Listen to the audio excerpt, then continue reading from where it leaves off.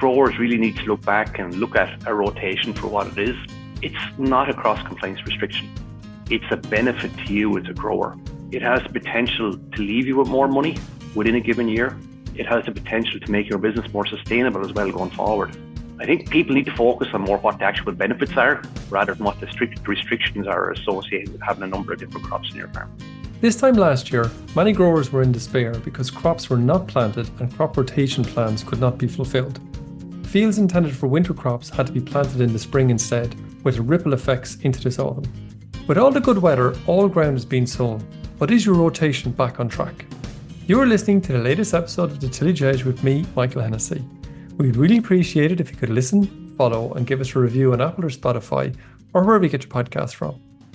Having a well-planned rotation that matches your land's yield potential and aligns with nearby markets is crucial. I am delighted to be joined by John Pettit, a tillage advisor from South Wexford, to discuss how farmers are making the best rotation decisions on their farms. John, before we get into rotations, you might give us an idea of where we are in terms of the cross-compliance rules around the greening and rotating crops around individual parcels. So there is just proposed change, Michael. Again, it's not finalised and for that reason hasn't been announced yet. But I suppose first of all, on the crop rotational rule end of it, where you have to rotate crops. So between 2023, 24, 25 and 26, you'd have to have two different crops in each parcel. So it's proposed going forward that rule would be abandoned. But then if we go back to the crop diversification rule or tree crop rule, as it's more commonly referred to among farmers, that same rule would remain in place. So if you've got over 10 hectares, between 10 and 30 hectares, you'd have to have two crops. And again, if you had over 30 hectares, you'd have to have your tree crops. Okay, so it's kind of back to the future in the sense of it's as things stood. You still have to have that rotation if you're over a certain size. Really, I suppose that's the main thing that you're saying. But I suppose, John, in a general sense, rotation is probably not a bad thing anyway. And you might maybe, how does a well-planned rotation help or maybe even influence the overall income on a farm? It helps from multiple points of view, but I suppose if you look specifically at the financial end of it, like if you're going to sow one crop, you're effectively putting all your eggs in one basket, and not all crops perform equally one year with the next. So, like you could have a year where spring barley performs exceptionally well, and the following year it doesn't, and it could be the polar opposite for the likes of winter wheat. So by having a variety of crops on farm, like it helps to cushion you against weather risks, and it helps to cushion you against years where given crops don't perform. So essentially, the bottom line on the farm at the end of the year is more consistent one year with the next, Michael. So that's a big thing in itself, and it helps you to plan going forward in terms of maintaining machinery costs. And commitments that you'll have towards machinery and other developments on the farm as well. So give me an example of that, John, in terms of that workload issue. How you might give me an example of a rotation that would extend out that kind of workload balance for a farmer. I suppose, Michael, the workload itself is built around your actually drilling crops, so getting them into the ground for one, and also that same work, the workload. That peak will come around harvest time as well. So what can you do to alleviate that peak in workload around drilling time and also around harvest time? But one is about having a spread of crops itself. So like if you decide to have drill winter barley, it automatically means on the 15th of July, your harvest will start. Whereas if you didn't have winter barley, or if you didn't have oilseed rape and you've all malt barley, your harvest probably won't start until the first week of August. And I suppose equally on the other end of it then as well, if you sow spring beans, like you're going to be cutting spring beans in the last 2 weeks of September. So again, you're further extending your harvest as well. And also by having a variety, Michael, of spring and winter crops, like it automatically means that your drilling period can be divided between both autumn and spring. So it just allows you to utilize what resources you have on farm more efficiently. Okay, so the ideal scenario there is that your combine could be rolling from, as you say, from the middle of July, or maybe you'd start July all the way, maybe till the end of September. Ideally, not the end of Exactly, yeah. September, but you know what I mean, from that end of it. Okay. But I suppose having all those crops on a farm is all well and fine, but having the markets for those close to you might be something that you consider, or is that a consideration? Does most merchants take pretty much all those crops anyway?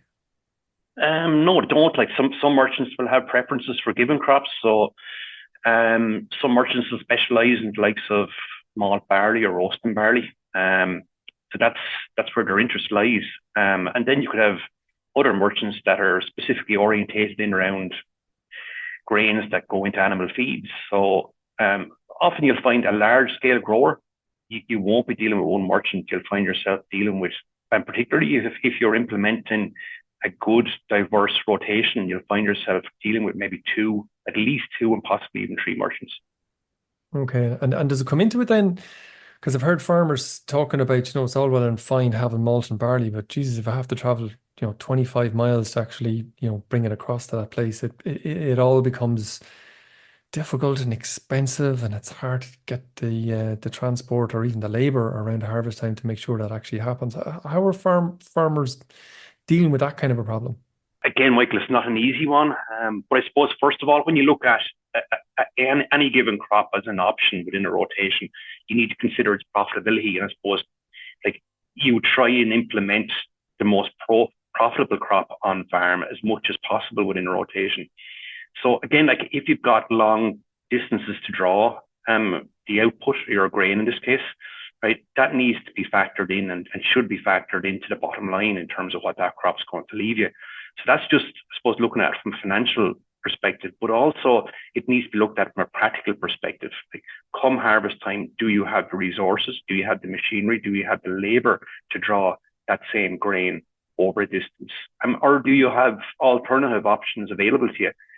Could you possibly get a haulier in to draw it with trucks? So look, Michael, when you're looking at a rotation, you need to look at it from like multiple angles like this. And I suppose for every given individual or every farmer, those circumstances, the circumstances that you look at from will vary. So you've completed a bit of an exercise down in South Wexford where you looked at some of the typical crops you have there and maybe some of the typical yields and outputs from that, and try to construct a number of different rotations that might be suitable. You might just step us through that process of what you did and what the outcomes of that was. Well, again, Michael, I suppose what I've done, I looked at CSO data, or the Central Statistics Office data for South County Wexford for over a 5-year period, 2020 up to 2024. And what I've done then, I created 3 rotations, right? So I created a continuous malt barley rotation, right? Where 60% of the grain actually passed for malt. I also took a true winter rotation, right? So it was all winter cereals. And then what I've done is I took a rotation that was a combined winter and spring rotation, right? And I suppose punched the figures and looked what the end result was at the end of it. You might give us an idea about what sort of continuous malt and barley rotation is. Fairly straightforward. It's just malt and barley every year. What does the true winter rotation look like? And you might step us through the spring one so people know what that is. So if I look at the winter wheat, so as a crop, a standalone crop, winter wheat came out as being the most profitable on average over the 5-year period. So the return on it was €1,010 per hectare. The second most profitable crop was malt barley at €969 per hectare. And again, I suppose, which was a little bit of a surprise, winter oats was actually the third most profitable at €894 per hectare. And again, I suppose a crop that's fallen out of favour in recent years. Again, I suppose because of its physical and performance, but not alone physical, it boils down to financial as well, and that's winter barley. Winter barley on the polar opposite end of the scale gave the poorest return, Michael, at €649 per hectare. So in terms of devising that rotation though, from the winter one, what's the sequence of crops to try and get that high yielding winter wheat crop? South County Wexford, the amount of second wheats that are grown, Michael, at this stage are minimal, and almost at point, I'd say nearly zero, but that's not the case. So if I was to look at the winter rotation, again, over a 6-year period, we had year one, we had winter oilseed rape, right? followed by winter wheat, giving us our first wheat, right? Followed by winter oats, and again, followed by winter wheat. So again, you're back in a first wheat scenario. Followed by winter oats, winter wheat again, and then back to winter oilseed rape. Okay, so there's no beans in that at all. No beans in that at all. Okay. It's a true winter rotation. True winter rotation, okay. And what about the winter and spring rotation? What have you got involved in that? So the combined winter and spring rotation, Michael, I've got spring beans in year one, again, followed by winter wheat, right? Followed by spring malt barley, followed by winter oats, followed by winter wheat. So you're back to a first wheat scenario again, followed by spring malt barley, and then back to beans again thereafter. Okay, very good. So it's a fairly lengthy rotation, and the advantage of that, John, in terms of the on the winter one, you have winter oats peppered a couple of times in that. I presume that's because of the margin. And the other thing I noticed about that, you have winter oilseed rape following winter wheat. Any concerns there? Is that a bit late at all, or is that you're happy enough with that? The winter rotation generally, Michael, is not. It's there just for the purpose of just evaluating a winter rotation financially, but from a practical perspective, it's not what you would be advising. One, for a number of reasons. So from a practical point of view, like trying to harvest your wheat and get oilseed rape back in early, which is what you'll be trying to achieve, that won't be easy. So there's going to be a challenge there from a labour availability point of view. But not just that, Michael, like that rotation is not desirable for another reason as well. And the other reason is grass weed control. So like brome is going to be more difficult to control in that rotation. The likes of blackgrass is also going to be more difficult to control in that rotation. But equally, if you go to continuous malt barley, right, you're probably going to potentially have problems down the road, and numerous growers in Wexford do with resistant wild oats. So really the rotation, the preferred rotation for a number of reasons for me, Michael, is the combined winter and spring rotation. Okay, so winter and spring. So you have a mix then of break crops with the beans in it. You have the high yielding winter wheat crop. You have the next highest margin crop being the spring malt and barley peppered in, then with only one winter oat. So you have an opportunity there in terms of spring crops, which will help in grass weed control, but also the diversity in there to help with the whole resistance piece as well. Exactly, yeah. Just when you compare the overall margin then between the winter, the spring, and the continuous, give us the margin for each of the three of those in turn? I suppose starting from the top, Michael, and working down, if we look at the continuous malt barley, right, had a average margin over a 6-year period of €969 per hectare, followed by the combined winter and spring crop rotation at €929 per hectare, so €40 less. Okay. And again, followed by the true winter rotation, which was €909 per hectare. Okay, so from that point of view, spring malt and barley all the way. So that's the case. If we're just looking at margin, that's the way we need to go. If you were to take a very short-term view, Michael, yes, possibly, right? But again, you can always have a year where malt barley won't perform, and wheat could perform an awful lot better. Now you're left very exposed to potentially a large acreage of malt barley, right? You also need to give consideration to grass weed control going forward as well, particularly wild oat resistance, right? And the other thing that you need to consider as well is that over the last 5 years, right, the average price of malt, right, has been €55 over and above the price of peat barley. The long-term figure would probably be closer to €30. So yeah, malt barley will remain attractive as long as there is a considerable premium over and above feed for it. But like that may not always be the case. So all those things need to be taken into consideration, like when you look at given crops and what they may leave you as a bottom line. So John, if you got, say, that total spring malt and barley or full spring malt and barley rotation, obviously you can't do it for a number of reasons, as you've explained, but the major one is we started at the very top of the podcast. It's in terms of the compliance. You can't do it anyways. It's at best it can be 75% of the rotation. But were all that to fail, where does your €969 per hectare, where does that end up? Where does that go down to? Like if you're to take the malt barley, and again, the assumption is that the malt barley, 80% of what goes out over the weigh bridge passes for malt, it'll leave you with a margin of €969 per hectare. if none of that passed for malt, right, you'd be looking at €640 per hectare. Okay, so that's So a very, substantial cut, right? Okay. yeah, a very considerable difference. Okay, well, that's I suppose the risky part in all of that, and all the parameters we've got to attain in the spring malt and barley bunker. And I think, Michael, at the end of the day as well, we need to take, like, I think growers really need to look back and look at a rotation for what it is, right? It's not a cross-compliance restriction. It's a benefit to you as a grower, right? It has the potential to leave you with more money, right, within a given year, right? It has the potential to make your business more sustainable as well going forward. So I think people need to focus on more what the actual benefits are rather than what the strict restrictions are associated with having a number of different crops in your farm. So with the clients that you have, the farmer clients that you have around South Wexford, and you're dealing with them a lot, for those rotations, I presume there's very few with the all malt and barley. There's very few with the all winter wheat.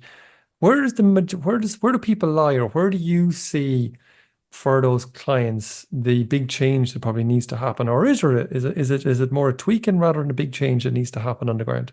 I'd say, Michael, it's more of a tweaking than anything else, really. Again, at this stage, any of the more sizable growers, right, are implementing spring and winter rotation.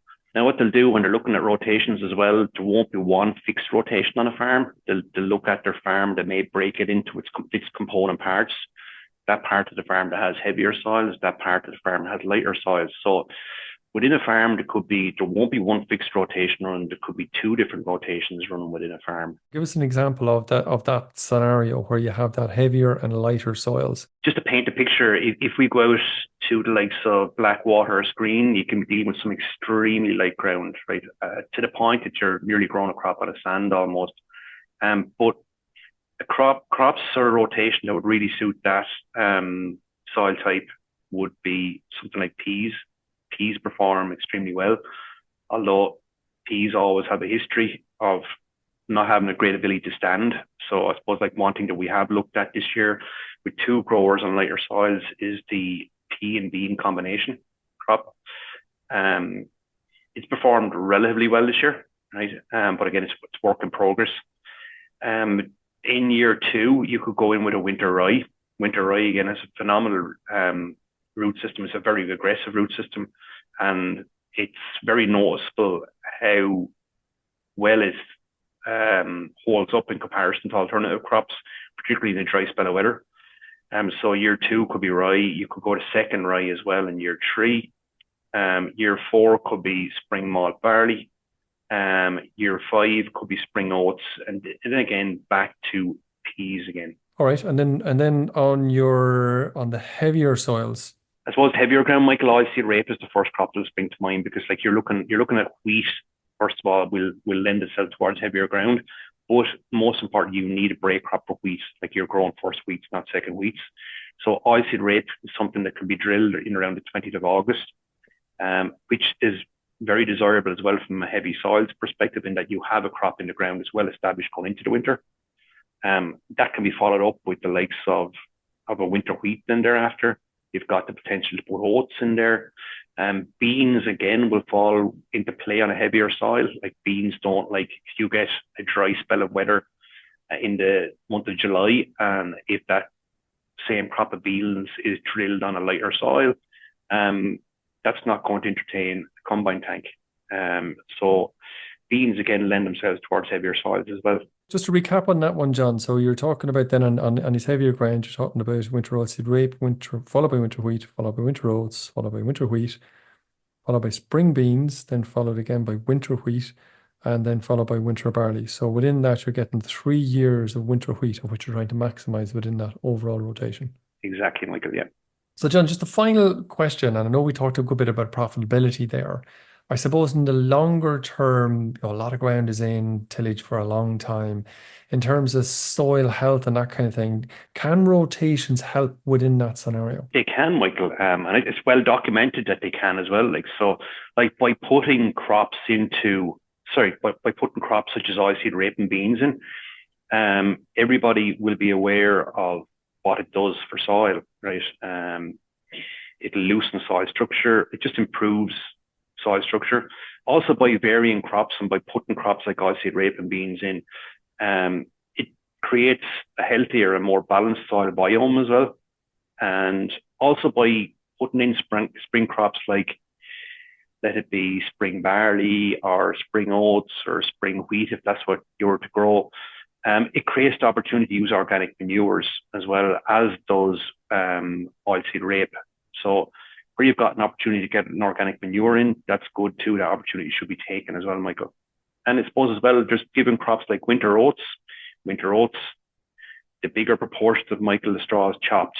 So that straw is added back to soil, which is adding to soil carbon, which is just all good as well. John, there's a huge amount of information in there. There's a lot for people to consider. And I suppose as I was thinking, as you were talking there, it really is an individual farmer's kind of plan individually based on whatever soil type they have, whether it's heavy or light, or how far they are from markets and that kind of thing. So you really need to sit down with a good advisor who's going to kind of give that rounded view. And like you say, to be bespoke or specific, the chances are there might be a rotation or two or maybe even three to get the best out of your farm. John, delighted you could join me. Thanks very much, and we'll be chatting again. Thank you, Michael. So that's it for this week. My thanks to John for joining me on the show. And finally, if you enjoyed the podcast, then as usual, recommend it to a friend or colleague. And as always, rate, review and follow on Apple or Spotify so you never miss an episode. And for more information, go to teagasc.ie. I'm Michael Hennessy. Thanks for listening. I'll be back next week with more tillage news and advice.